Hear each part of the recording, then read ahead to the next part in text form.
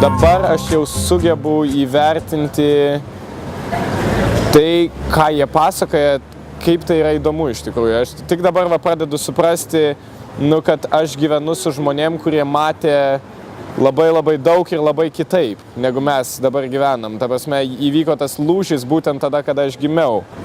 Tie pokalbiai su seneliais, tai tie jų pasakojimai, tai yra toks tiesioginis gyvas langas. Ta prasme, tai nėra knygos, tai nėra filmai, o tai yra tikra, tai yra tikriau, ta prasme, tikresnis prisilietimas prie tos istorijos. Norėtųsi, kad su manim norėtų bendrauti. Ir dabar ir tas yra veidmainiška, tu jauti, kad aš, pavyzdžiui, aš nenoriu su jais bendrauti.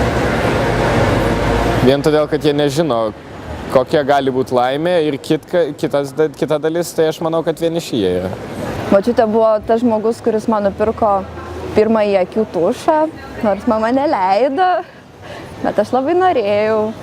Ir taip pat tai yra tas žmogus, kuris visada mane užstodavo ir sakydavo, leisk, reikia, nestabdyk mamai. Ir mama, aišku, kadangi tai yra jos mama, klausydavo ir dėl to aš labai džiaugiuosi, kad turėjau tokią paauglystę, tai kad močiutė buvo mano užtarėja.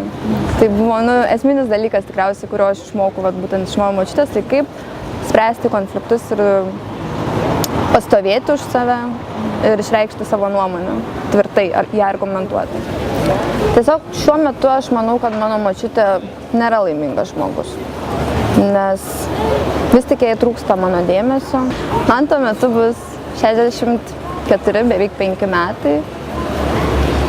Aš manau, kad aš jau nebedirbsiu, bet vis tiek būsiu su šypsena ir gaminsiu daug ir skaniai valgyti savo vaikams ir anūkams. Ir visi norės pas mane atvažiuoti ir su manim būti. Aš taip įsivaizduoju. Aš turiu 2 sūnus, 32-35 metų. Kadangi aš buvau labai jauna mama, tai mūsų santykiai yra puikus.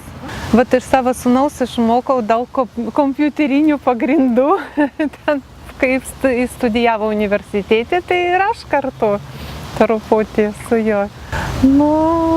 Jų finansinė būklė nelabai leidžia būti laimingai. Vis vien, gal norėtų ir pakeliauti ir viską, bet nėra galimybių.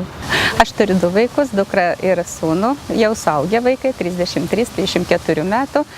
Vaikai užaugo šalia mūsų, mes turistavom daug ir tas bendras pomėgis, ko gero, liko iki dabar. Ir vaikai dažnai, jeigu mes plaukiam baidarėm, plaukia su mumis kartu, jau kartu su savo vaikais.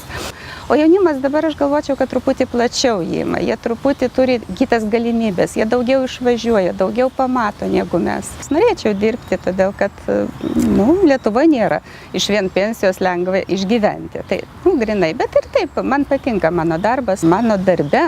Kiekviena diena yra labai reikšminga to, kad vis tiek labai daug mūsų darbe reiškia patirtis. Ir kiekvieną dieną, ko gero, mes tą gausinam patirtį.